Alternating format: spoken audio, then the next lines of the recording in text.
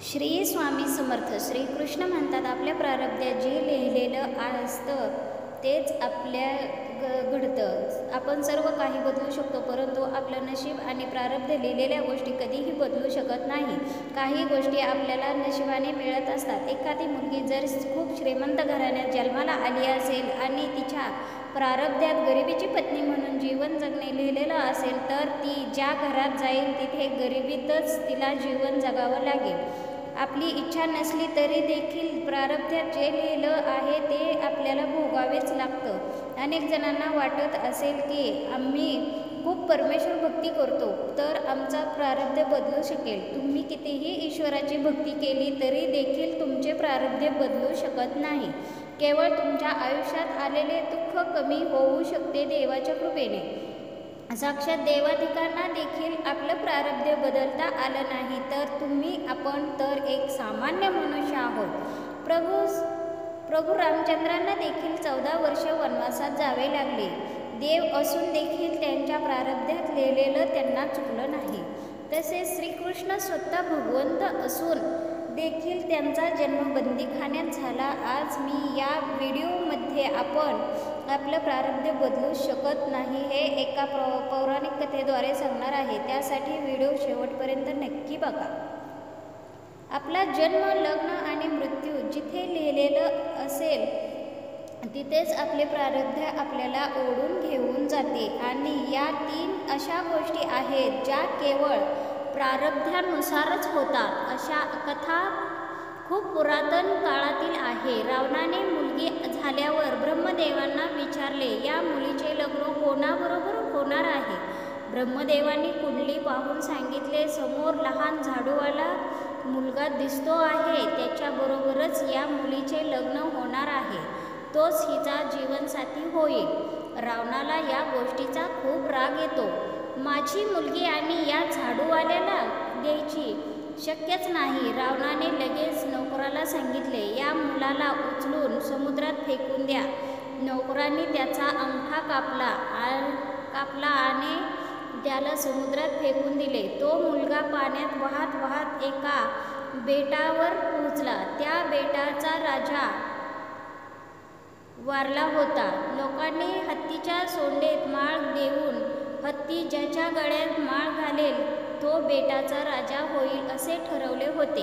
लोक हत्तीच्या सोंडेत माळ देऊन त्यामागे फिरत होते. हा मुलगा दिसल्याबरोबर हत्तीने त्या मुलाच्या गळ्यात माळ घातली आणि लोकांनी त्या मुलाला त्या बेटावरचा राजा म्हणून स्वीकारले.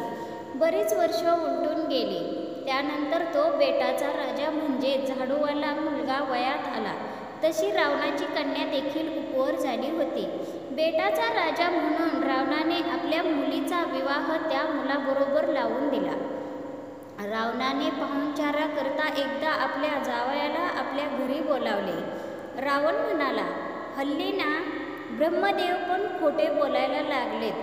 माझ्या मुलीचे लग्न झाडूवाल्याच्या बरोबर होणार म्हणून मला ब्रह्मदेवाने सांगितले होते, पण आपण तर राजकुमार आहात. रावणाला प्रत्युत्तर देत जावई म्हणाला, माफ करा मामा, मी तोच मुलगा आहे. आणि त्याने त्याच्या पायाचा अंगठा दाखवला. मग रावणास खात्री पटली की या ब्रह्मदेवाच्या गाठी असतात. मरण देखील ज्यांचे जिथे लिहिलेले असते तिथेच येते. एकदा गरुडाची आई आजारी पडली होती. सर्व येऊन भेटत होते. गरुड रोज संध्याकाळी आपल्या आईला विचारी की आज दिवसभरात कोण कोण आले होते. आई सर्वांची नावे गरुडाला सांगत होती. एकदा यमराज आले व भेटून गेले, पण जाताना हसले. संध्याकाळी गरुडाने आईला विचारले, आज कोण आले होते? आई म्हणाली, आज यमराज आले होते व जाताना हसले. गरुडाला शंका आली, का हसले असावे यमराज? त्याने आईला उचलले व जंगलातील झाडाच्या खोडात ठेवले. यमराज दुसऱ्या दिवशीही तिथे आले. गरुडाने यमराजांना विचारले, आपण काल माझ्या आईला भेटण्यासाठी आला होता, त्याबद्दल मी आपला आभारी आहे, पण जाताना आपण हसला का? तर यमराज म्हणाले, तुझ्या आईचा मृत्यू या झाडाच्या खोडात असताना अजूनही घरात कशी? म्हणून हसलो. गरुडाने झाडाच्या खोडात पाहिले तर त्याची आई झाडाच्या खोडात वारली होती.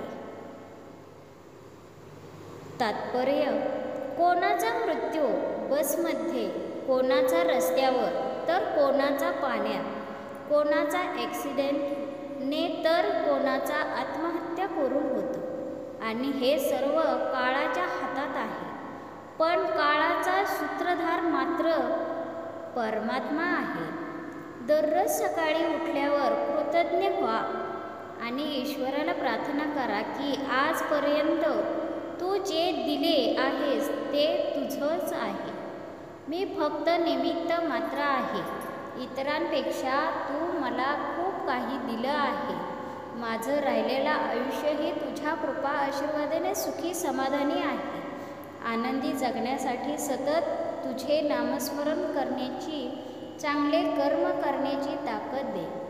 तुझा विसर मला कधी पडू देऊ नको. तुझी अखंड सेवा करण्यासाठी चांगले आरोग्य दे. तुझी सेवा करताना हे शरीर तुझेच आहे आणि या शरीराला कोणताही घातपात होऊ नये याचीही काळजी तूच घे. आपल्या जवळच्या व्यक्तींची काळजी घ्या. त्यांच्यासोबत आनंदाने जगा. काय माहीत आज आपण आहोत, उद्या सोबत राहू किंवा नाही. स्वतःची व कुटुंबाच्या जीवनाची तसेच आरोग्याची देखील काळजी घ्या. सतर्क राहून आपण आपले प्रारब्ध तर नाही बदलू शकत, परंतु येणाऱ्या संकटांना टाळू शकतो, सुरक्षित राहू शकतो. त्यामुळे वाहन चालवताना देखील नियमाचे तसेच कायद्याचे पालन करा.